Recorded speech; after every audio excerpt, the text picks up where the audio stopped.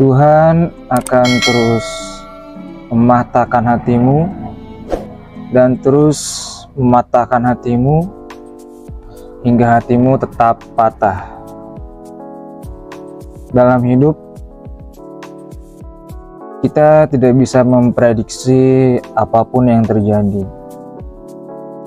Kadang kita merasa senang, kadang kita merasa biasa saja, dan terkadang kita merasa hidup itu terlalu menyakitkan.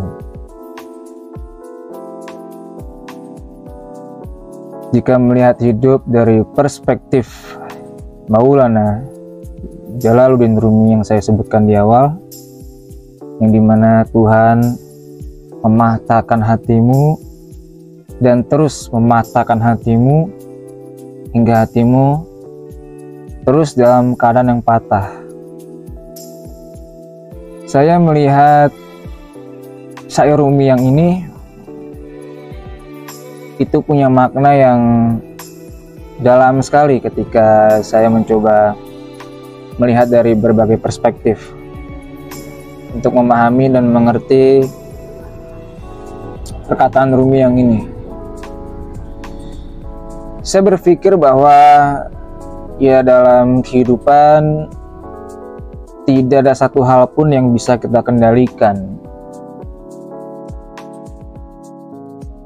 Kalau kita lihat, entah itu persoalan tentang impian kita, tentang takdir kita, dengan siapa ya kita akan menikah, dan banyak macam hal yang kita selalu mempertanyakan hal itu. Melihat dari perspektif Rumi yang ini, saya memiliki prinsip bahwa hidup itu bukan menuju kebahagiaan. Hidup itu adalah tentang bagaimana kita menghargai proses dalam penderitaan yang kita hadapi. Saya berpikir demikian karena ya dalam kehidupan mau sehebat apapun kita, bagaimanapun kita mencoba untuk lari dari berbagai masalah dan luka, sebahagia apapun kita akan kembali tiada. Semua di sini sementara, tapi itu terlalu dalam ya. Simpelnya jika saya sederhanakan, ya kita ini manusia benar-benar tidak punya kemampuan apa-apa. Kita itu sejatinya lemah. Karena kita itu lemah, maka kita takut akan hal-hal yang tidak kita mengerti.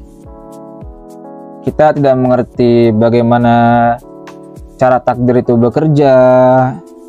Kita tidak mengerti bagaimana bertemu dengan seseorang yang tepat untuk kita menikah. Kita tidak mengerti bagaimana kita bisa mendapatkan kebahagiaan. Kita tidak mengerti bagaimana mempersiapkan luka-luka dan musibah yang akan datang. Semua itu benar-benar misterius dan sulit dijangkau oleh akal kita. Ketika melihat perspektif Rumi, Tuhan mematahkan hatimu dan terus mematahkan hatimu, saya mendapatkan makna yang sangat dalam tentang cinta Tuhan kepada manusianya. Jadi semakin Tuhan mencintai kita, itu bukan dibikin kitanya bahagia sebagai manusia, tapi kita dibikin menderita. Ini saya kutipkan ya, menderitanya bukan dalam artian kita itu benar-benar sekarat atau ingin mati gitu ya, bukan. Tapi dalam artian kita semakin nikmat untuk terus ingin mendekat kepada Tuhan. Dan memang salah satu tanda bahwa Tuhan itu sayang sama kita, itu kita selalu diberi banyak kejadian dalam hidup yang memang kita tuh pasrahnya kepada Tuhan, bukan kepada manusia. Tapi di sini ada catatan bahwa bukan berarti orang yang hidupnya stabil, yang berkecukupan, itu Tuhan nggak dekat sama mereka, bukan. Ya, memang kehidupan itu selalu memberikan banyak kacamata gitu ya, banyak jendela yang kita kadang ya perlu ilmu untuk memahami banyaknya jendela tersebut. Nah, saya memahami perspektif Jaludin Rumi yang ini itu ketika saya paham bahwa Tuhan itu dekat kepada manusianya ketika dia memberikan banyak ujian dan memberikan penderitaan dalam kutip, itu ternyata biar manusia itu tidak mengharap kepada apapun yang ada di dunia selain kepada Dia, kepada Tuhan. Kenapa seperti itu? Karena harapan kita kepada sesuatu hal di dunia, kepada manusia atau kepada harta benda, semua itu pasti binasa. Manusia akan mati, akan meninggalkan kita, atau kita duluan yang meninggalkan orang lain gitu ya. Harta, kita pasti akan membutuhkan harta itu untuk ya terus melanjutkan kehidupan kita. Entah itu harta kita akan jual atau kita investasikan agar nilainya semakin tinggi setiap tahunnya. Dan di sini saya mendapatkan nilai takjub ketika memahami arti penderitaan yang berkaitan dengan cinta.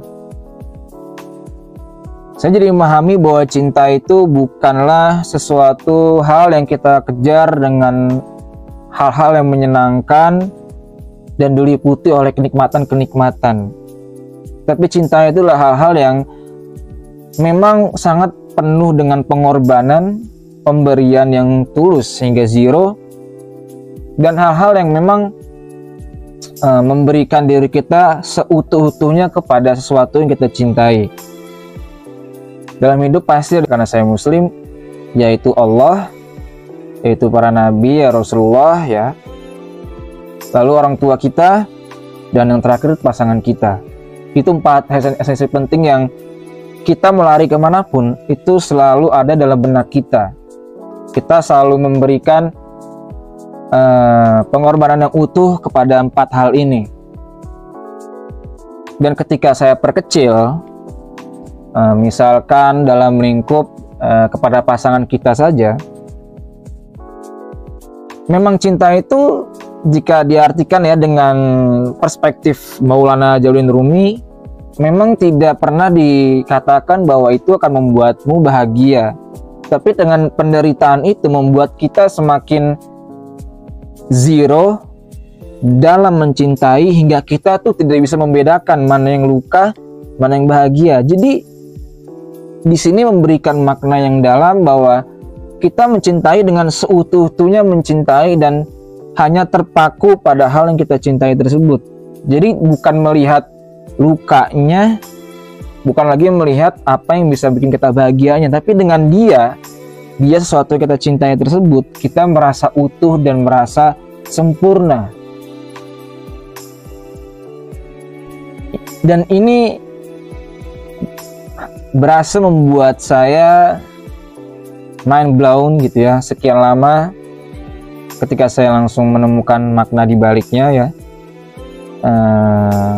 dari perspektif Rumi yang ini, saya mengubah prinsip cinta yang dulu saya punya dan yang cinta ketika saya membaca banyak syair dari Maulana Jaludin Rumi.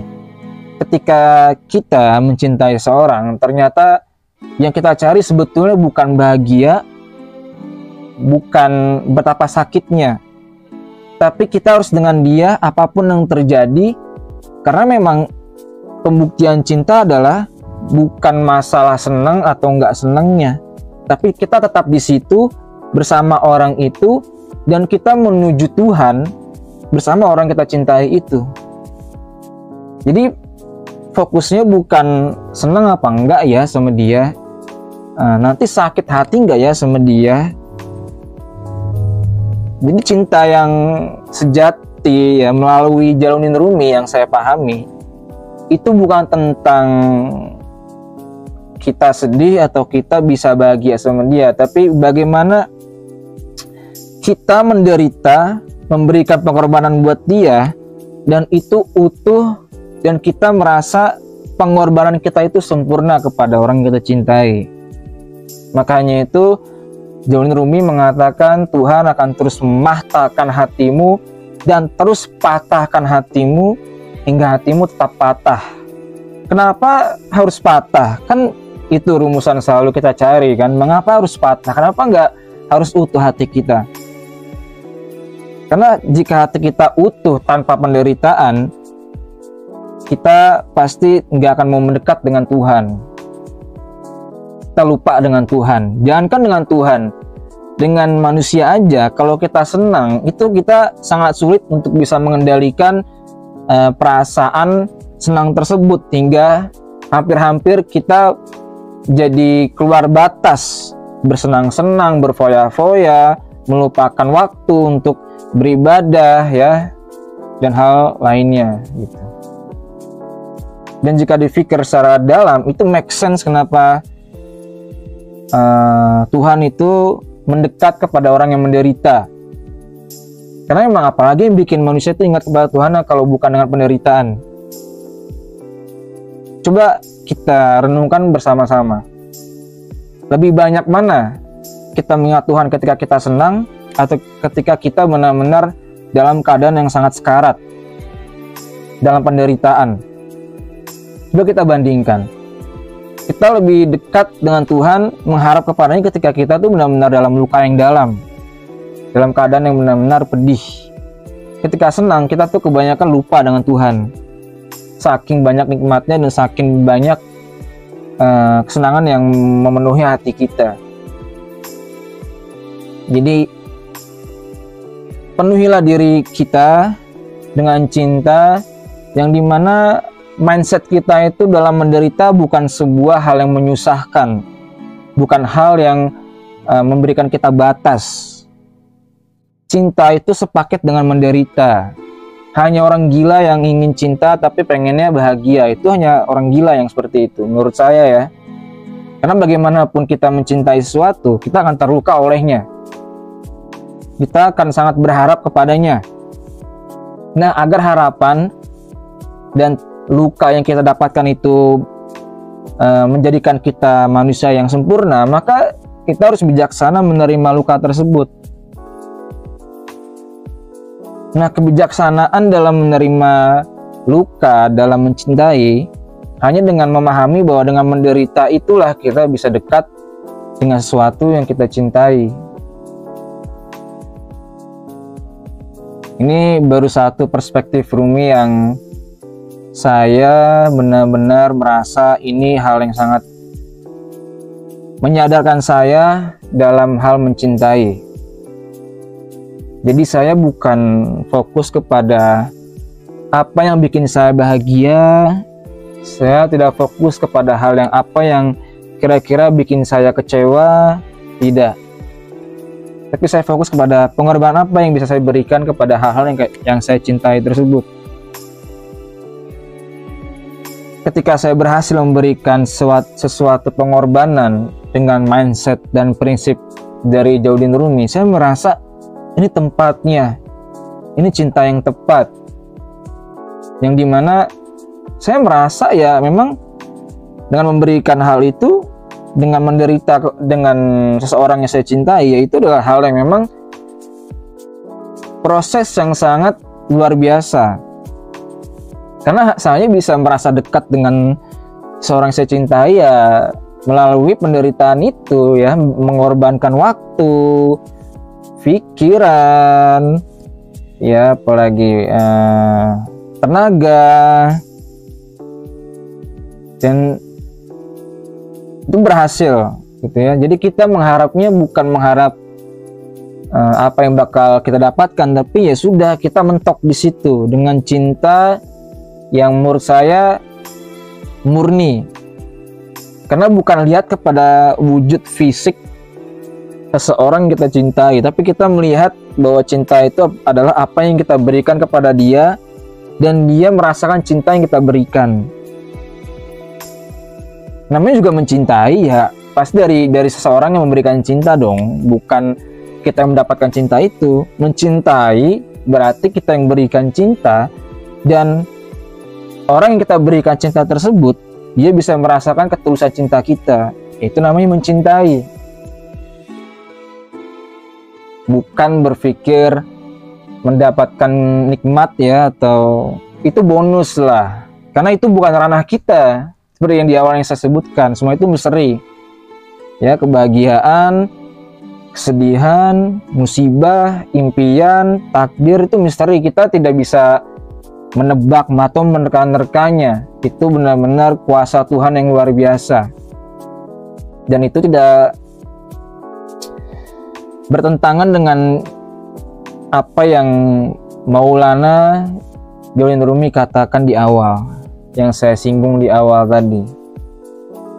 Ya mungkin episode kali ini tentang cinta dari jendela penderitaan bisa ada manfaatnya buat rekan-rekan semua.